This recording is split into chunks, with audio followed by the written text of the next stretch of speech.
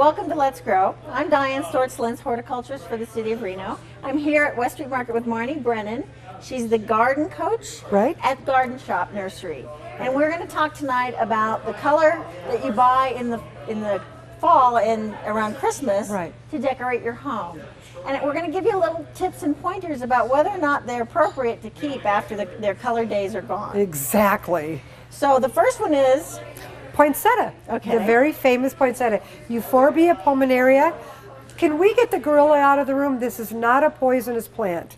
Right. It takes 4 to 600 leaves to make a 40-pound child sick. Yes. So okay. So if your kid's eating that many leaves, maybe you should take him to the psychiatrist.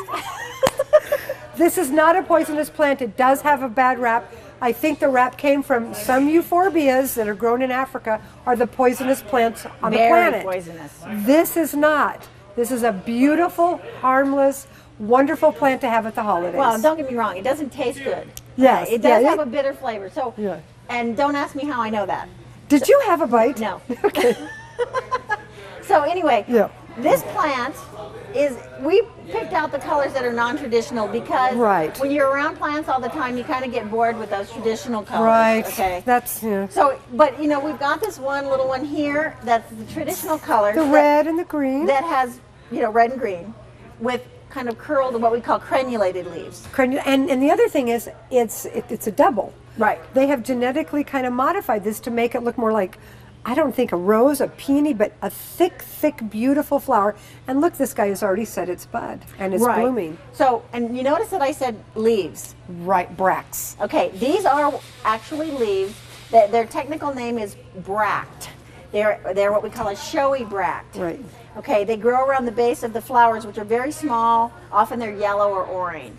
Okay, so these plants, really, the flowers are so small as to be insignificant. It's the showy bracts that you're looking for. You do not buy these for the flowers. You do buy them for the color. Okay. And what I'm liking is, because I work at a retail nursery, we are getting some beautiful colors in, and we buy any kind we can get in there. Because, and then people decide they might want to paint them. Why you'd paint them, I'm not sure. But we have some beautiful pastels, if you will, but we still have the bright reds and the traditionals, and then we've the blotched and all kinds of colors. Well, sometimes people don't want the red and green; they want it to match their decor. Oh yes, or or their sofa. So, and I really love these. This is my favorite. Yeah, I love. Really nice. That's why she's here tonight. Yeah. So anyway, the thing about these, and I'll let Marnie tell you, they are very touchy to get to rebloom. Oh yeah. Okay, so tell them what it takes to get these to rebloom if you decide to keep them in your house for next year's season. For next year. Now, you know, this is a house plant here. This is a tropical plant that is happy in the Mexican forests where it never freezes, and that's fine. But in our homes, let's say I was going to keep this and I want it to bloom again next year. In September, I'm going to put it in the closet when I go to bed, 6 o'clock, 7 o'clock at night, 8 o'clock, I don't know. And you're going to put it in a closet for 14 hours in September and October. And it needs that dark to reset the bloom. If it doesn't get the dark, it'll just perform as a houseplant, but you won't get it to bloom again. And now think about that. You put it in your closet. In your closet, dark. And somebody goes, oh, I want to get the Scrabble game out of the closet. Right, yeah, exactly. And they open the door and they let that light in, then you have to start all over. It has to be a closet that you yourself are managing. Right. So I put it in before I go to bed, and when I get up, I bring her out and give her light. Now, I made the mistake. I do a radio show. Can I talk about my radio show? Yeah. The Impatient Gardener is Saturday mornings at 9 a.m. on 1270 The Buzz. And I had a houseplant expert on last week. And I'm writing notes. And she says, Marnie, I need to clarify this. You don't leave it in the closet for 2 months. Uh-oh. Okay, so I have some background, but I thought you just put it in the closet for 2 months. No, it needs light. Just at nighttime. And it needs a lot of high quality light. Good light. It's not just, coming in through your window light. Now, to be fair, some of them, depending on where they are in the house, will bloom, and they'll give you these little kind of tiny little bit of color fake at the blooms. top. It's just really, really puny. Minuscule. Yeah.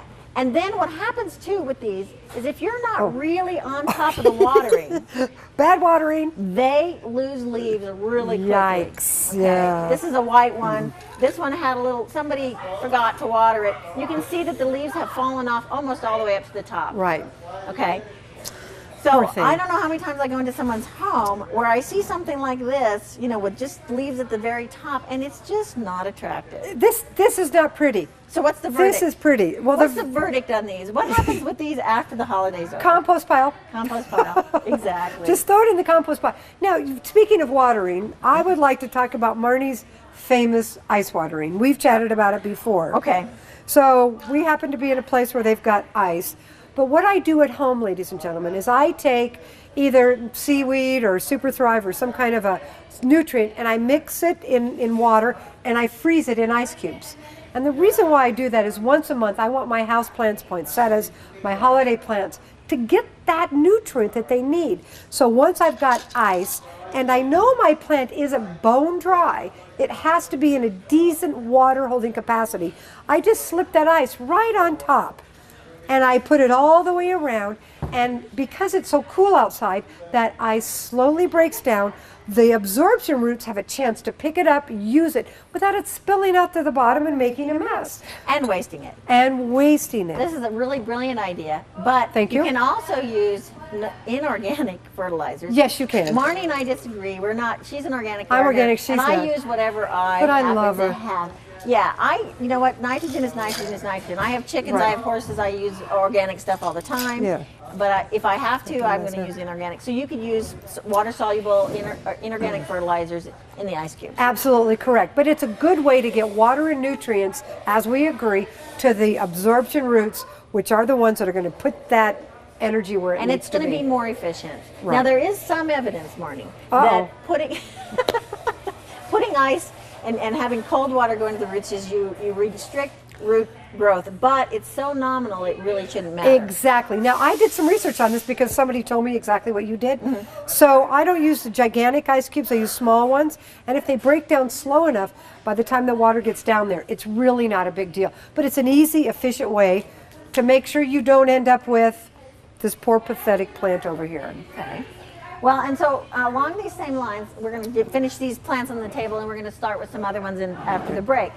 I'm going to talk to you about this little evergreen plant. Okay, this is a Lawson cypress. You see small evergreen plants in little decorative pots with ribbons and bows, and maybe little ornaments cute? wired onto them, and they're adorable. And you get them for a gift, or you bring them home, and they look good in the center of your table. Most of them will survive outside and grow. Most of them are just very small versions of a very big plant. Oh, like Lawson 60, 70, 80 feet tall? This particular plant will get 100 foot tall at maturity. All right. It's a great plant to grow here if you've got kind of a semi-moist and shady environment. Okay.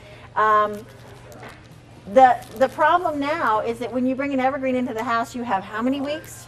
Oh, 10 days. 10 days. Usually, Not weeks, people days. say 2 weeks. 2 weeks is the maximum you can bring an evergreen Absolutely. into the house and let it be warm Right. without it starting to shed needles and dying. Exactly. Now, at the nursery, at the Garden Shop Nursery where I do work, a lot of people want to come in and buy something that they can plant in their yard. This is a great way to go ahead and buy something that you can use as a Christmas tree and take out. However, the acclimation in and the acclimation out are essential for a healthy plant.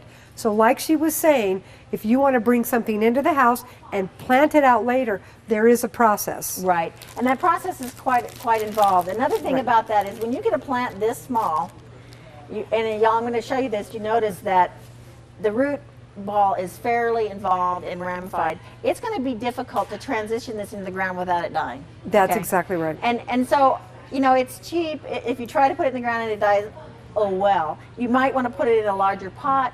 Right. And Marnie was saying that you want to take it out, and maybe put it in the garage where the Right. temperature change is not so great, and transition it to the outside eventually. Exactly. Now, and you can do this, but it is not the easiest thing in the world you're ever going to do. Right. So if you buy one of these and it dies, I wouldn't be too discouraged because Compost pile.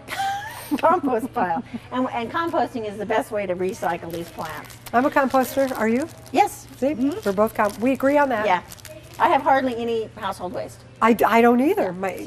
Anyway, so these plants, another one that's real common is a Colorado blue spruce. You see those all the time. Little tiny cuties. Oh, they're adorable. But yeah, again, another tree that gets 60 to 80 foot tall. So probably not something you want to, if you do actually get them to survive, don't plant it right next to your front stoop. Okay. So anyway, out in the back acre, folks. We're going to take a little break, and then we're going to come back with some other plants to talk about.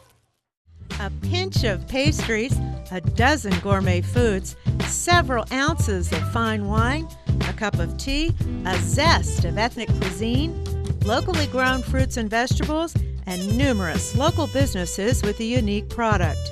All cooked up in an uncommonly cool atmosphere, set for chef demonstrations, live music, poetry readings, and so much more. Savor the ingredients of the West Street Market. It's new, it's fun, and it's getting more delicious every day. Enjoy the biggest block party in downtown Reno. For more information on the West Street Market, call 775-786-4848. The snow season is here. The city of Reno is ready for it. Are you? During a snowstorm, city snowplows will be out in force, clearing our streets. That means you need to make every effort to park your vehicle in your garage or driveway so it won't get buried.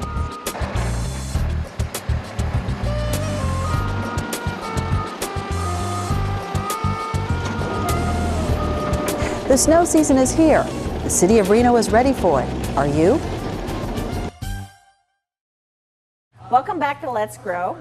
I'm here at West Street Market in a continuing education series on plants with Marnie from the Garden Shop. Before the break, we started talking a little bit about evergreen trees, and she's going to elaborate a little bit more on transitioning these plants in and out of the house for the holiday season. Right. We do sell a lot of trees that are live, and a lot of the younger couples especially want to get a tree, decorate it, and then plant it outside. That does make a lot of sense. There's a couple of things you need to know.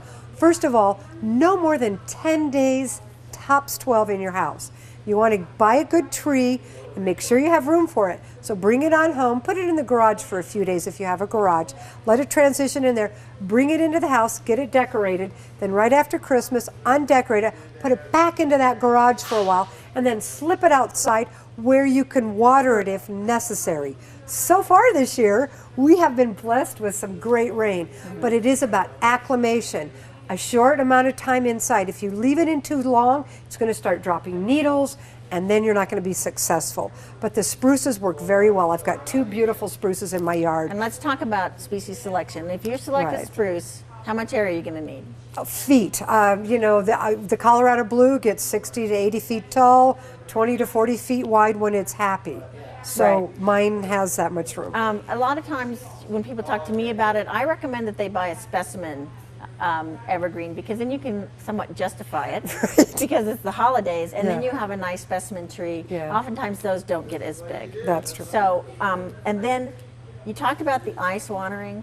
When you have container plants and you've got snow on the ground, shovel that snow into your pot, on the top. I love that. That's and great. into your garden beds, because the sidewalk doesn't need it, but your flower beds and containers need that. That's a great hint. Get that snow and water where it's needed, on the roots of your plants. Right.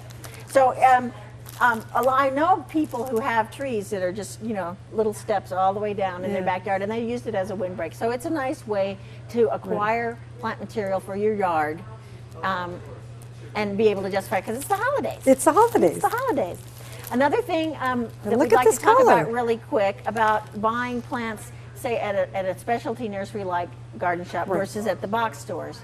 I'm not going to lie to you. A lot of times the trucks stop at the box store, and then they stop at the nursery and go to another nursery, so on and so forth. It's essentially, they're probably the same plants. They're not a lot different.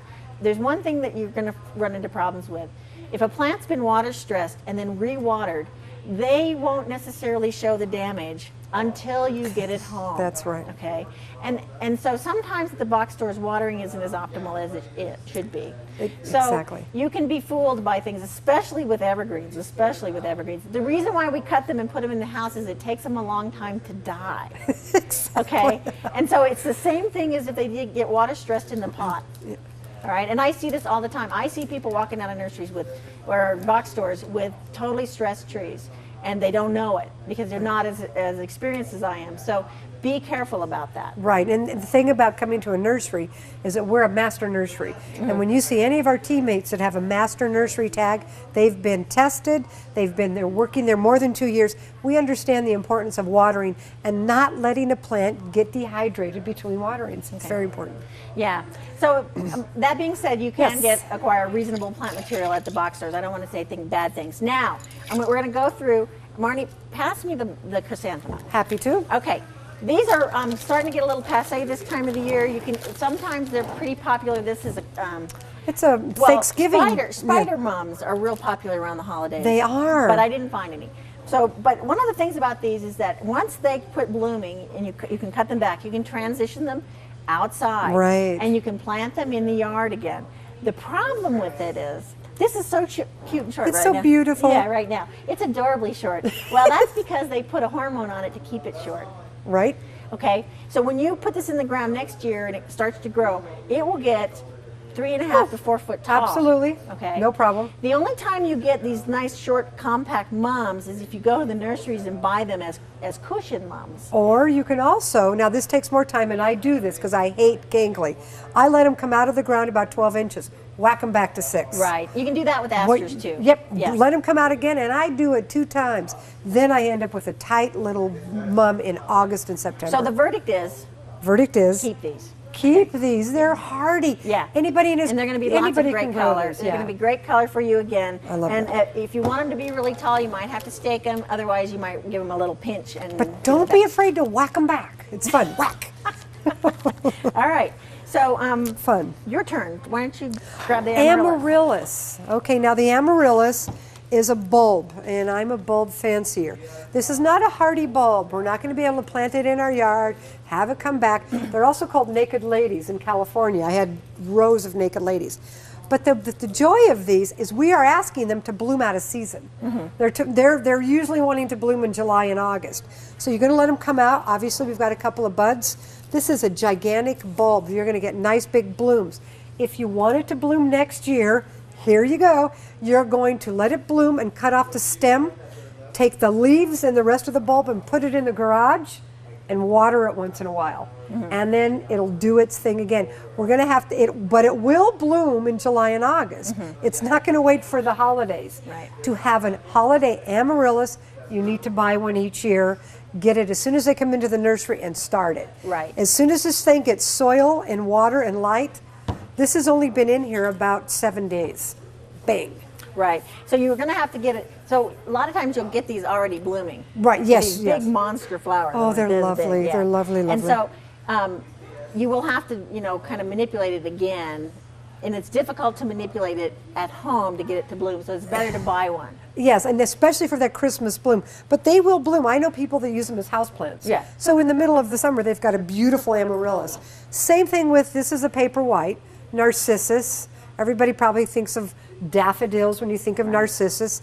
This is a poisonous bulb, buyer beware. But within days, you're going to have a pretty tall aromatic flower. It's a little strong for some. Yeah. Others like it. But let's say they get too tall. People complain, oh, the darn paper whites get so tall. Well, give them a little alcohol. We call it intoxicating the paper whites. 1 part of gin or vodka, some kind of a clear liquor, 9 parts water. And once you get this started in regular water and you use that alcohol, it's like a growth regulator hormone. It's going to slow down the growth but will not stop the bloom and will not shorten, the bloom will come out as quickly as it normally would. It'll just stay short. And So- do not use rubbing alcohol. No, rubbing alcohol. It has to be gin or vodka or rubbing something. alcohol has been denatured to keep people from drinking it, which means it has a chemical in it that's Yes. toxic. Okay, so that would not work on the plant. So You have it to has do booze. something that you can drink. Something you would enjoy as well. Clear alcohol. Little gin for you, a little gin for your paper white. So this is a fun plant. Okay, so I'm going to talk about this bromeliad here. I'm always just Isn't going to she cross beautiful? I love this one. I love it. Bromeliads are what we call epiphytes. They live on other plants. And I was giving a lecture the other day about the structure of plants and being able to tell where they're from climate-wise by the way their leaves are. So the tropical plants like this, you can see that their leaves kind of would sheet the water out so that the roots that are outside will get water, right? Okay. And so they are highly competitive, even though there's a lot of water in the rainforest. Right. They're still competing for a lot of water. Epiphytes are also tropical, but you can see that the water actually stays inside. Let me pull this up. Yeah, the tag. It's beautiful. The water stays inside there. These plants live on trees and they intercept the water before it gets to the ground. So the leaves actually funnel the water to the center of the plant and close to the base, all right? Wow. So now these are traditionally, we expect them to bloom and then die. So supposedly you're supposed to toss them. The reality is that they will bloom, the center plant will die, but you will get little plants around the base. And sometimes the center plant won't die. Wow. So, and these are very nice, waxy, very durable plants. It's really hard to kill them, okay? Because they actually, even though they're from the tropical rainforest, they actually live in a relatively dry climate. Yeah, and exactly. And if you have your home is a little dry, you can either put a pan of water on the stove, let it boil, get some humidity in the air, or use just your vaporizer. Just getting a little humidity in the air for these inside plants will do wonders. All right, here, you do these guys. Oh, the cactus. So we're trading across each other. Okay, we're trading across. Christmas cactus. Now, apparently we have Thanksgiving cactus, Christmas cactus, and now we're going to get an Easter cactus. These guys are going to bloom at this time of the year. This is their time. Filtered light, don't overwater them, and they're going to do fine. And the way to get more blooms, pinch off, just go ahead and deadhead. One of the things is really nice to deadhead these because if you have them on any surface that's kind of flat, they'll stick if you leave them. They get sticky. It's hard to get them off. Oh, really? So, yeah. Yikes. I've also heard that you should withhold water 2 months before Thanksgiving. Yeah, that's not true. They'll bloom. Don't listen to that. You know, and it's a cactus. Yeah. You don't want to water it all the time. Okay. They want to go a little dry before the next watering. And so these are actually ones that you'd want to keep, right? Yes. Oh, gosh, yes. So let's go to the kalanchoe. I love this. This is a kalanchoe. It's also called kalanchoe. Kalanchoe, yeah. Yeah. The technical term would be kalanchoe. The Latin, you always pronounce all the vowels, so it's kalanchoe. See? All the valves. But the thing is that these usually have a really tight spray of color. I mean, solid pink, color, orange, red, yellow. You know, bright really, colors. And it's a succulent. It's like the poinsettia. It's nearly impossible to get it to rebloom. Okay. I have never been able to get these to rebloom. So where do they go? Compost pile. Compost pile. Yep. Yeah, you can. They're nice foliage, but really not that attractive. And then, can you talk a little bit about the African violet? The thing about the African violet is it's about how it gets the water. So it's air, water, and light. But I actually had more success by putting strings of knitting material and letting it wick up. That worked well. I'm not the most successful African violet grower, but if you were to put a light over the top, a grow light, you're going to have better success.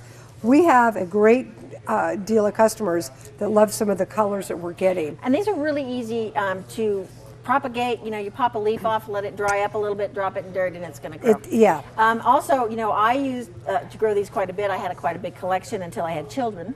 And then my time factor went zero.